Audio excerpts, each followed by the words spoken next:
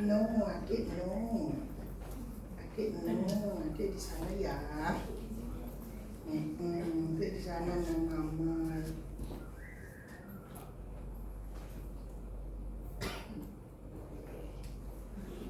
Shalom Bapak Ibu. Shalom. Tuhan. Kita bersyukur. Ya. Apapun itu kondisi hidupmu hari-hari ini harus bergulat dengan kehidupan yang ya mungkin sangat tidak enak gitu ya, dalam artian apa-apa larang sementara penghasilan orang nambah gitu. Jangan pernah berpikir oh ini butuh penghasilan baru. No, bukan itu solusinya. Solusinya adalah mencari Tuhan lebih lagi. Nah, Tuhan memang bisa menjatuhkan duit sekolahnya. Kenapa tidak kalau memang itu maunya Tuhan? Tapi bukan itu toh fokus kita, bukan itu toh harapan kita merong-rong mablak gitu di depan. Enggak. Tuhan bisa bikin miracle money. Ya. Tuhan bikin sesuatu keajaiban itu sangat-sangat mungkin. Ya. Tapi bukan berarti itu yang kita kejar gitu. Jangan pernah kejar berkat. Kita akan kecewa saudaraku. Kenapa? Karena terus fokus kita hanya kepada berkat. Dan kita akan kehilangan kesempatan menikmati yang lebih besar yang Tuhan sudah sediakan buat kita. Ya. Kenapa? Karena itu tadi salah fokus. Nah, kalau sudah salah fokus, ya otomatis yang rugi yang salah fokus. Bukan yang mau memberi itu bukan.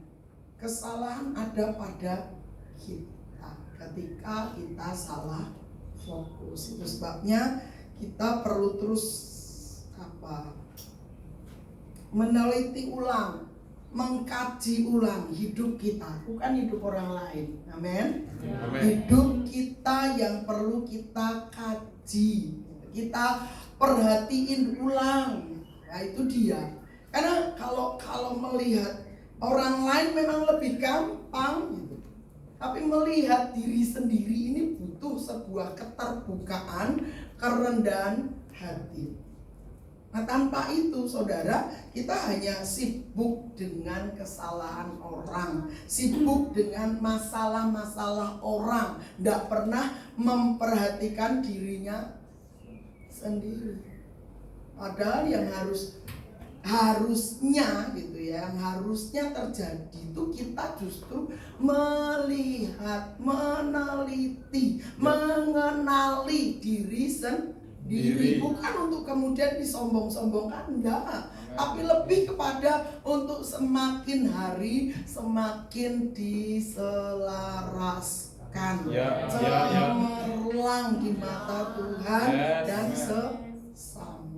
Amin. Jadi makanya mulai dari sekarang ayo kita jangan salah fokus. Amin. Jangan salah fokus. Karena kalau kita salah fokus ya itu tadi, saya rugi bukan orang lain. Kita sibuk ngoreksi orangnya jadi bener, sementara kita sendiri jenenge wis salah. Ya banyak ruginya. Yang rugi ya awake dhewe. Nah, pagi hari ini Tuhan kembali ingatkan saya tentang buah kebenaran yang bukan hanya sekedar diterima, tapi lebih lagi untuk kita perhatikan di hidup sehari-hari. Karena firman itu untuk hidup sehari-hari loh.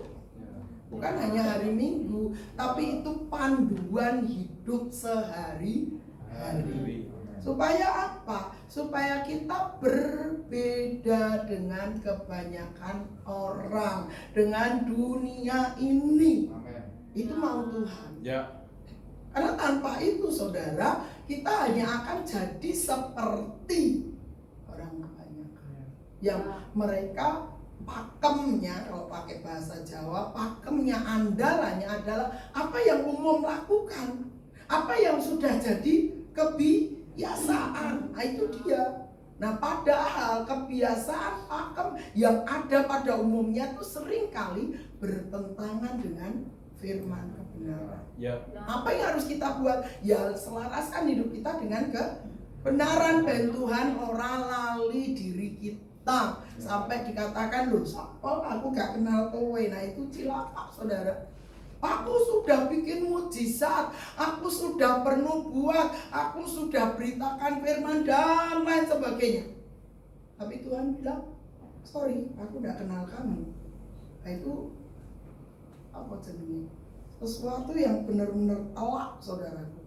Antilane, pukulane pas ning ngone ini loh. Ulu hati dan blak langsung, gak enak daya untuk bangun lagi. Kan manusia seringkali kalau diantem di sini, orang-orang Klaten bilang diantil tuh diantem pakai sekuat tenaga dengan ini loh, saudara. Kalau saya mungkin cilik ya, tapi bapak-bapak yang badannya gede itu, saya kenal seorang itu pegawai di RSJ mana Juruk, ya. Kalau sudah kan ngadepi wong, wah gitu ya, jenenge kerjane di rumah sakit jiwa, diantel pisan ya kalau bilangnya gitu. Nah, saudaraku, Tuhan itu apa ya, menciptakan kita itu bukan supaya kita bertolak belakang dengan Sang Pencipta. Justru Dia kerinduannya menciptakan kita sejak awal ya, saudara, untuk menjadi penyembahnya. Ya. Apa yang terjadi? Dibelokkan oleh si jahat, oleh dunia dan pakem dunia ini, untuk kemudian tidak lagi dengar-dengaran apa yang menjadi ketetapan Tuhan. Ayo diuruki dengan banyak kesibukan, kebutuhan dan lain sebagainya.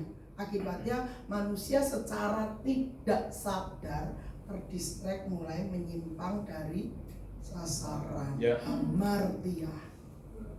Dan itu membuat manusia mbok sungsang sumbel kaya ngopo ora bakal mencapai Tuhannya. Ngagomo kaya ngopo ora mencapai Tuhannya. Kenapa? Karena dia sudah salah jalur, sudah keliru, sudah tidak lurus lempeng di hadapan Tuhan. Nah, hari ini Tuhan mengingatkan kita, jangan kejar berkat, kejarlah Sang Pemberi berkat. Ya. Ya seperti saya bilang, mbok siang digawe malam, malam digawe pagi, dan seperti itu tidak akan pernah bikin kita puas. Kenapa? Karena kepuasan batin kita ini tidak bakal terpenuhi hanya oleh sugihnya kita. Kepuasan batin kita, ingat, manusia itu terdiri atas dua unsur. Memang sih ada roh, jiwa, dan tubuh, tapi unsurnya ada dua. Ketika manusia diciptakan dari yang pertama apa? Debu tanah, kemudian Tuhan menghembuskan nafas hidup. Nah, itu dia unsur ilahi, selalu harus ada. Ya. Makanya ketika kekosongan, orang korupsi, orang ngecu, apa lagi, begal dan lain sebagainya, alasannya ekonomi. Tapi sebenarnya satu hal, pemenuhan hasrat hati cari Tuhannya belum ada. Tapi coba kalau itu terpenuhi, orang enggak mikir lagi tentang sesuk mangan apa, sesuk mangan sopo. Karena dia udah tahu hati hidupnya dipenuhi, dikuasai oleh Tuhan. Maka itu yang utama. Yes. Bangun pagi bukan dieling-eling, aduh besok enek tagihan ki. Nah, enggak gitu lagi, saudara. Akan tidur dengan nyenyak, bangun dengan tenang, aktivitas juga dengan tenang, enggak perlu dioyak-oyak. Dalam artian engkau sudah ketemu sumber hidupmu kok. Makanya pastikan selalu engkau ketemu sumber hidupmu, dan engkau boleh selalu membuka diri untuk sumber hidup itu berkarya. Loh saudara, gini, kalau tahun-tahun kering gitu ya, orang-orang daerah sana tuh yo Tangen, Banyu Urip itu kan sering dan pernah kita juga beraksi sosial untuk nyumbang bagi air ke sana gitu. Nah, apa jadinya kalau air itu ada dalam diri tiap orang tersebut? Perlu nggak mereka merasa butuh banyu, begitu? Pastinya enggak. Kenapa? Karena air hidup itu sudah begitu melimpahnya dalam diri tiap umat Tuhan. Ya. Nah, pastikan air hidup selalu nyata dalam hidup kita. Sebab itulah jawaban satu-satunya dari semua rasa haus akan kekayaan, posisi, jabatan, dan lain sebagainya. Bahkan keterkenalan pun itu tidak akan pernah puas. Sampai di satu posisi, sampai di satu level, engkau pengen level yang lebih lagi. Karena itulah dunia. Karena itulah hukum dunia. Nah, ketika sumber air hidup itu ada dalam dirimu, apapun kondisi dan situasimu itu tidak menggelisahkanmu. Itu tidak bahkan mempengaruhi jalan berpikirmu, karena kau tahu kok, kau punya segalanya. Walau secara lahiriah mungkin hari ini kantongmu sedang kosong, melamun, it's okay. Karena kau tahu pada waktunya Tuhan akan berikan. Karena Tuhan itu memberi pas butuh, pas ada. Bukan benang berkelimpahan. Ya puji Tuhan kalau sampai berkelimpahan. Yakub kan seperti itu. Ketika dia menabur di masa kering gitu kan, tuaian dia jadi banyak. Dia bukan menabur benih sembarangan, saudara. Bukan. Dia menabur hidupnya, dia memberi hidupnya untuk dipengaruhi oleh sorga. Sehingga orang sekitarnya pada merry memang, pada iri memang, pada jealous memang. Tapi gak bisa ngapa-ngapain, udah hidupnya Yakub. Dia tetap menjadi seorang yang diberkati oleh Tuhan. Karena dia tahu, dia menabur hidupnya, dia memberi hidupnya untuk menaati arahan Tuhan. Itu poin utamanya. Memberi diri untuk menaati Tuhan beda. Sukses tanpa Tuhan hancur, saudaraku. Ya, dari situ loh saudara, tiap-tiap kita Tuhan ingini, gak usah ngejar kaya, gak usah ngejar posisi, jabatan dan lain sebagainya. Kalau itu memang sudah Tuhan rancangkan, sampai pada waktunya kau akan sampai di situ. Tapi yang nomor satu kau kejar perkenanan Tuhan, realita Tuhan. Itulah yang memuaskanmu. Duit piro-piro ra iso ngijoli, saudaraku. Nah, dari situ saudara, kita perlu terus belajar membangun hidup memperkenan hati Tuhan. Yuk mari kita lihat firman Tuhan dari Matius 7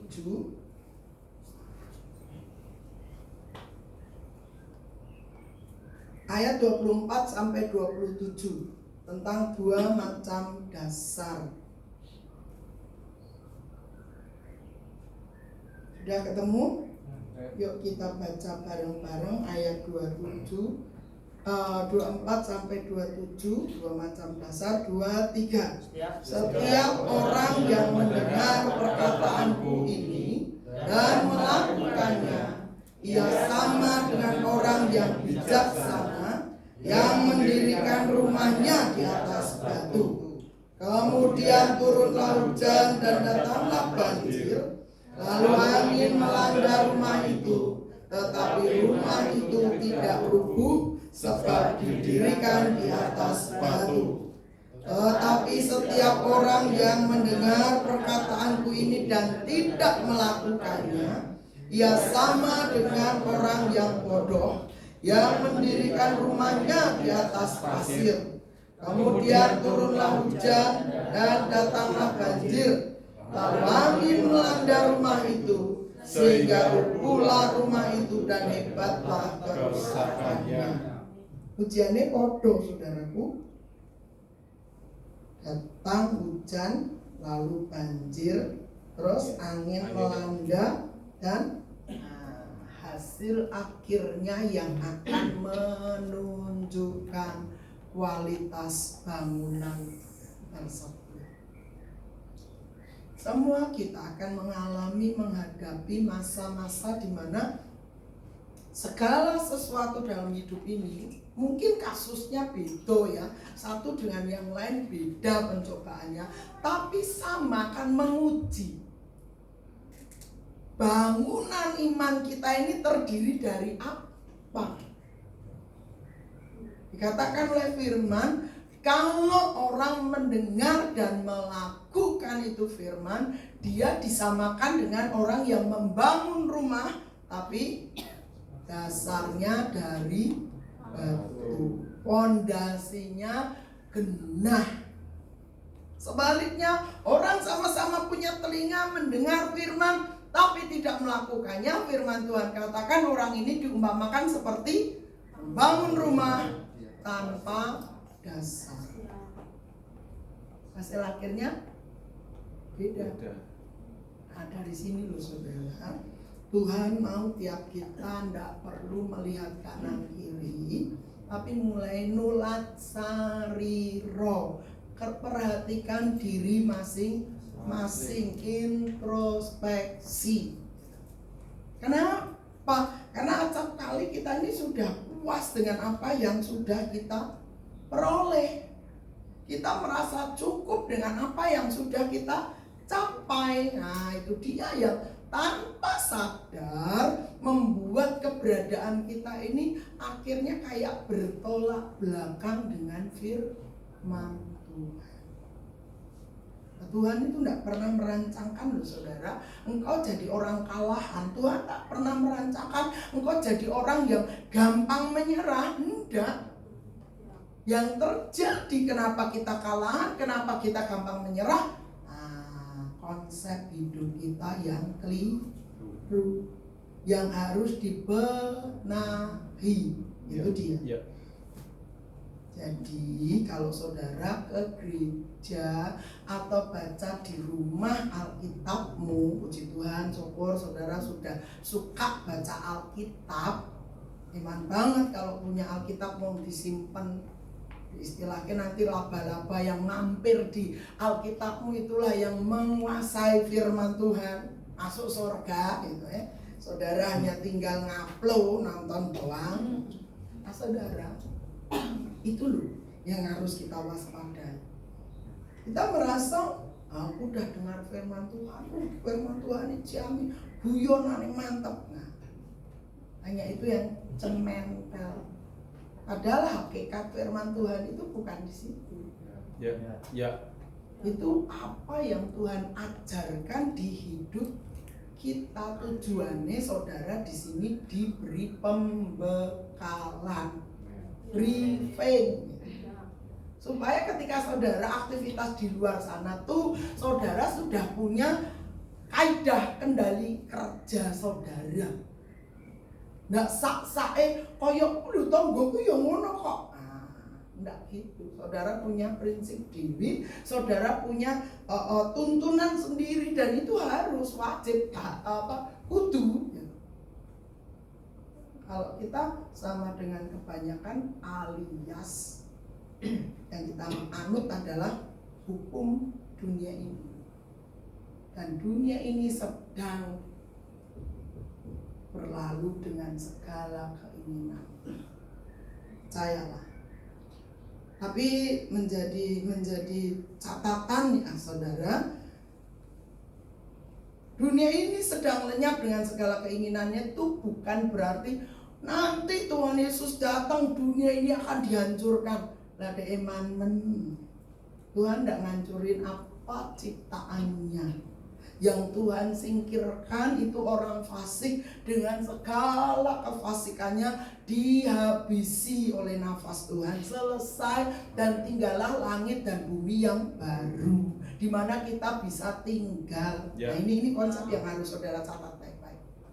Jadi bukan berarti nanti Tuhan Yesus datang bumi dihancurin. Enggak. Tetap bumi ada, planet biru ya. Itu masih tetap ada, cuma orang fasik dengan segala kefasikannya sudah berakhir. Nah, itu yang disebut di Wahyu 21, langit dan bumi baru turun dari sorga. Tipe pola sorgawi itulah yang nantinya harus kita hidupi. Amin. Kalau mau tinggal di situ. Ya. Ini mari belajar cerna ulang apa dasar keyakinan yang ada dalam hidup kita. Karena tanpa sadar dasar keyakinan yang kita miliki cuma satu. Ada yang tahu? Mati masuk surga. Nah, cuma segitunya, padahal yang saudara didoakan dan mati yo. Mau?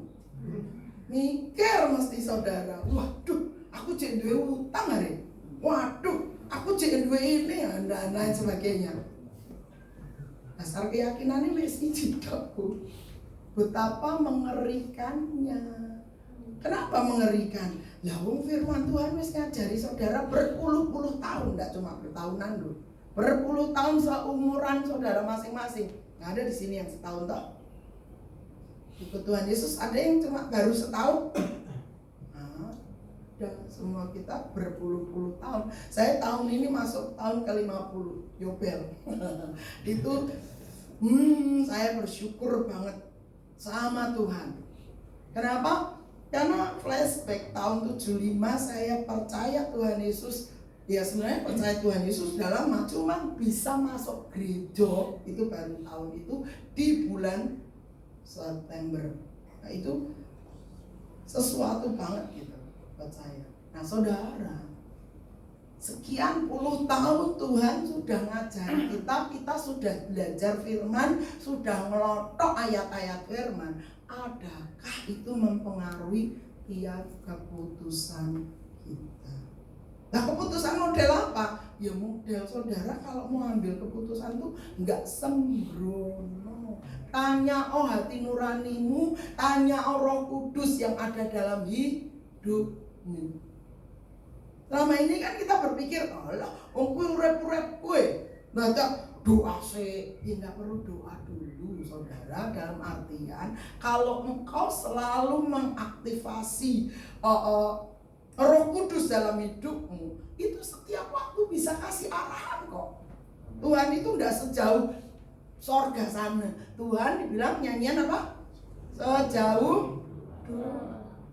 Jadi ratu begitu saudara berdoa, Roh Kudus tolong aku. Ketika engkau terus membuat rohmu terus berbicara, bergelora, Roh Kudus ada dalam dirimu, itu terus menguasai hidupmu. Bukan berarti saudara nggak usah kerja tiap hari isine mau doa ya enggak. Saudara tetap beraktivitas, tapi dalam aktivitasmu terus dipengaruhi oleh sorga. Keputusanmu dipengaruhi oleh tuntunan Roh Kudus. Itu mutlak. Sehingga kita ini enggak sembrono, enggak sembarangan. Apapun. Nah saudara, kita udah baca tadi ada 2 macam dasar. Nah kira-kira selama ini kita ini udah sampai di bagian mana tuh? Mengenal Tuhan, iring Tuhan, jadi wong Kristen. Nah itu yang harus kita kaji, itu yang harus kita kenali. Kenapa?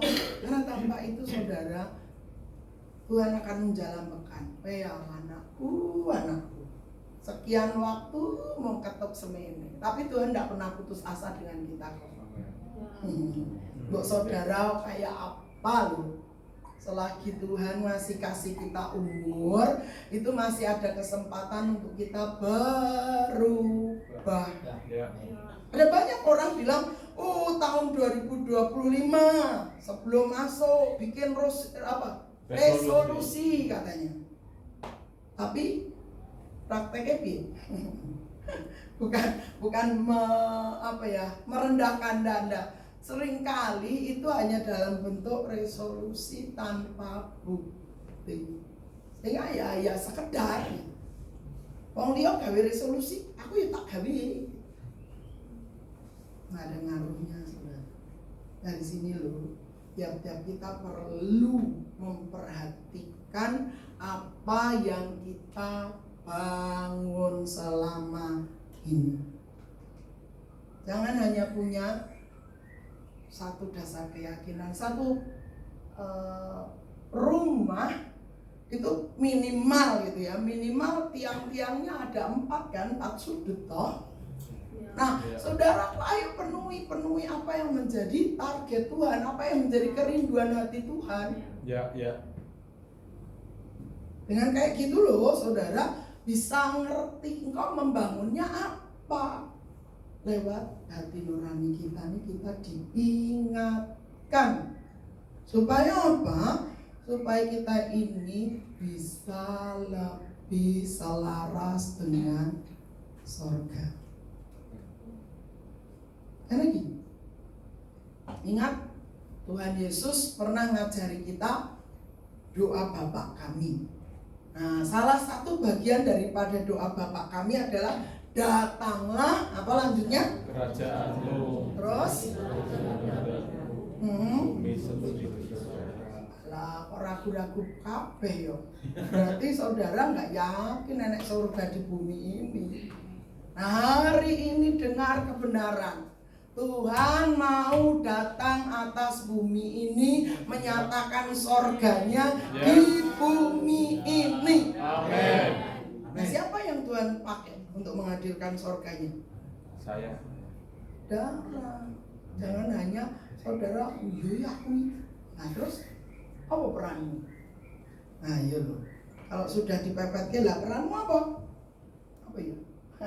Tekak pacarnya apa ya? Ayo sekarang diperjelas iman, arah iman kita. Supaya apa? Kita tidak seperti kebanyakan orang, yo ki dino minggu kudu nyang gereja, gak ning gereja utang. Ojo lah, Tuhan itu tidak pernah kok yang istilahnya. Saudara kalau dibilang utang apa bisa nyaur? Utang mbek Tuhan. Paling hanya, ya aku minggu lalu gak ning gereja, aku ngutang, saiki mune. Nah, padahal minggu lalu bisa, saudara dalam 1 minggu itu 2 kali ibadah gitu. Buah yang saudara ning kene nyaur, terus engko ning gereja liya nyaur. Nah, siap. Nggak gitu kali gitu ya. Nah, saudaraku, Tuhan tuh apa ya? Sangat concern dengan hidup kita.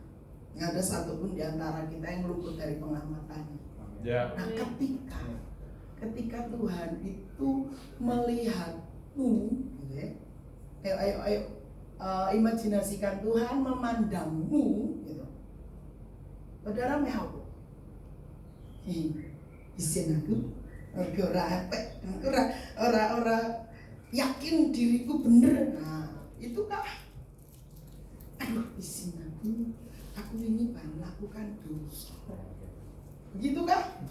Ayo mulai imajinasikan Tuhan itu mulake, ya itu tepatnya, mulake ngawasi wajah saudara, hati saudara, seorang lepas seorang. Jangan pikir Tuhan terlalu ribet. Wong sak mene mbane lho. Masa Tuhan gatekne aku mata Tuhan ada di mana-mana lho. Saudara harus sadar itu. Mbok saudara orang nyadar pun Tuhan itu tetap ngawal hidupmu. Seringkali kita nih yang abai, seringkali kita yang nyepelek. Nah, saudara, ketika kita diperhadapkan dengan 2 macam dasar yang kita sudah baca ini, Tuhan jangan pernah bertindak di luar yang Tuhan tetapkan. Jadi apa yang harus kita buat? Ayo terus beri telingamu, hatimu untuk mendengar arahan Tuhan. Tuhan tuh bisa kok ngomong sama kita, bisa. Jangan pikir Tuhan jauh di surga. No. Tuhan ada di hati masing-masing. Dan itu yang harusnya saudara aktifasi. kira-kira piye Tuhan yang saya melakukan yang seperti ini, nyimpen kesalahan wong. Nah, tanya ambek Tuhan, nanti Tuhan akan ngomong, ampuni. Yang ngampuni, Bapakku yang di surga juga tidak ngampunimu. Nah, piye coba kalau sudah seperti itu, nah, gitu kan? Jadi artinya Tuhan mau dia terus ada, engkau sadari keberadaannya di hidup. Siapa nggak salah ambil keputusan. Ya. Saudara tidak ngawur dalam mengambil keputusan. Saudara ngerti persis apa maunya Tuhan. Memang ora kaya membalik telapak tangan. Memang itu butuh terus latihan. Tapi kenapa tidak? Dia pelatih yang maha hebat kok. Alkitab menulis, aku melakukan apa yang aku lihat Bapakku lakukan. Artinya dia saja terhubung dan ikuti arahan Bapaknya. Apalagi kita nih, siapa kita tidak naati arahan Bapak kita? Suka-suka sendiri. Wis kebentor lagi bungok-bungok. Wah, di mana engkau? Tuhan tidak mau seperti itu.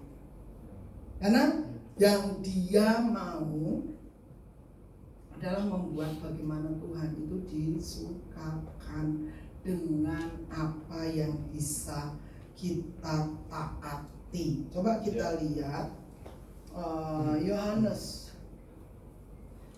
pasalnya yang ke-14.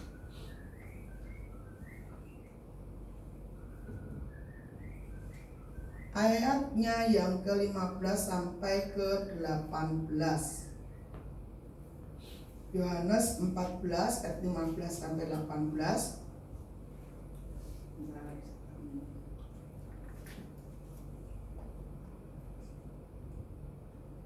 Kita baca sama-sama ayat 15, 2, 3. Jikalau kamu mengasihi aku, kamu akan menuruti segala perintahku. Aku akan minta kepada Bapa, dan Dia akan memberikan kepadamu seorang penolong yang lain, supaya Ia menyertai kamu selama-lamanya, yaitu Roh kebenaran. Dunia tidak dapat menerima Dia, sebab dunia tidak melihat Dia dan tidak mengenal Dia. Tetapi kamu mengenal Dia, sebab Ia menyertai kamu dan akan diam di dalam kamu. Aku tidak akan meninggalkan kamu sebagai yatim piatu. Aku datang kembali kepadamu. Perhatikan saudaraku, di ayatnya yang ke-16 ya. Aku akan minta kepada Bapa, dan Ia akan memberikan kepadamu seorang penolong yang lain, supaya Ia menyertai kamu selama-lamanya. Nah, perhatikan. Ini diungkapkan oleh Tuhan Yesus waktu Tuhan Yesus masih di bumi, masih bersama para murid. Artinya memang dia ngomong bahwa nanti setelah aku naik ke sorga, Bapakku akan mengutus penolong yang lain, yaitu disebut Roh kebenaran. Lanjut ayat 17. Dunia tidak dapat menerima Dia, sebab dunia tidak melihat Dia dan tidak mengenal Dia. Tetapi kamu mengenal Dia, sebab Ia menyertai kamu dan akan diam di dalam kamu. Roh kebenaran itulah Roh Kudus yang harus kita sadari memang bertolak belakang dengan hukum dunia. Hukum Roh Kudus itu tidak dikenal oleh dunia ini. Itu faktanya, itu pasti. Nah, sekarang tinggal kita saudara mau taati yang Roh Kudus ada dalam diri kita atau hukum dunia pada umumnya. Pilihan ada di tangan Anda. Artinya kalau engkau lebih memilih yang lain. Tapi kalau engkau lebih memilih mendengar suara Tuhan lewat Roh Kudus ya, pastikan engkau tidak memilih yang lain. Ya, engkau tetap memilih dengar-dengaran dan taat kepada Roh Kudus. Sebab dikatakan tetapi kamu mengenal Dia, sebab Ia menyertai kamu dan akan diam di dalam kamu. Ada memang ayat lain yang mengatakan Roh Kudus bisa berduka lewat apa ketidaktaatan kita. Maka dari sekarang saudara, ayo terus minta Tuhan Roh Kudus bawa aku untuk selalu taat. Mungkin taat hari ini belum 100%. Oke, terus lanjutkan perjuanganmu untuk taat. Jangan, ya wis aku gak iso taat, wis gak usah Roh Kudus gak usah. Keliru saudara, salah kita. Tuhan mau tiap kita ini selalu menyadari keberadaannya di dalam diri kita. Ayat 18, aku tidak akan meninggalkan kamu sebagai yatim piatu.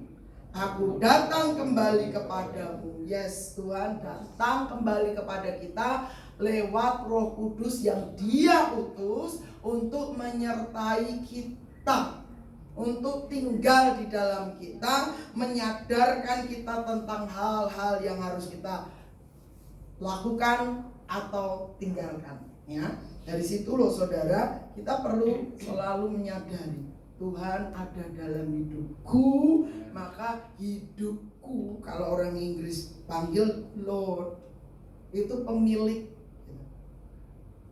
Karena di zaman yang lalu namanya penguasa itu benar-benar berkuasa atas, ini istilah dari bahasa Inggris gitu ya.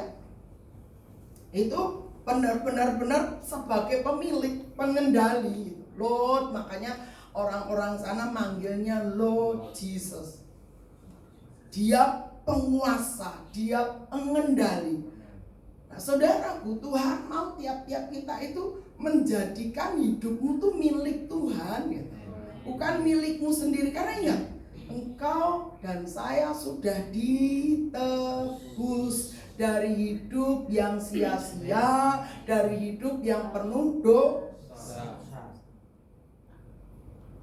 Kita ini sudah ditebus. Jadi ya gimana sih kalau orang gadein barang gitu ya, lalu barang itu saudara pada waktunya duit, ya kan, gadein kan karena goro-goro butuh duit. Katakanlah gelang emas, bukan gelang mitasi kayak regone kan gitu di pegadaian gitu ya.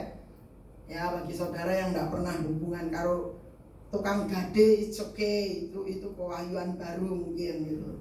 Karena saya nih dari kecil pengalaman, bukan gade di rumah gade apa, tapi tetangga saya ini suka nerima emas-emasan kami yang kami gadekan demi minjem duit. Nanti awal bulan diambil lagi dan membayar dengan bunganya. Nah, itu dia gade seperti itu. Nah, hidup kita ini sebenarnya sudah tergading goro-goro dosa. Nah, Tuhan sudah menebus kita dari dosa kita, membayar lunas gadeanmu, maka otomatis engkau jadi milik mutlak dari Sang Penebus. Maka disebutnya Sang Penebus. Yang ora ditebus, nah, engkau akan jadi miliknya iblis selamanya gitu. Itu sebabnya saudara sadari bahwa hidupmu sudah ditebus dan harganya sudah dibayar lunas. Engkau gak perlu lagi berurusan sama si jahat, berurusan sama si iblis. Kalau dia mulai sorong-sorongkan kilo dosamu, nah kalau engkau merasa belum beres di situ, belum ngakoni dosa mbek Tuhan, belum minta ampun mbek Tuhan, ya ndang minta ampun. Tapi kalau engkau sudah pada suatu ketika engkau disodori tentang kesalahanmu, engkau disodori tentang dosamu, dan engkau sudah beres alias sudah minta ampun sama Tuhan, abaikan. Nggak perlu engkau mandek di situ. Engkau sudah beres, ya sudah selesai urusanmu mbek Tuhan dengan menyatakan Tuhan pemilik hidupmu. Bukan hanya sekedar Tuhan gitu, tapi Dia juga pemilik hidup kita. Maka dari itu saudara, biarlah tiap kita mulai menyadari apa yang aku bangun selama ini dalam hidupku. tesnya atau buktinya adalah ketika ada goncangan. Nah, beberapa waktu nih ganti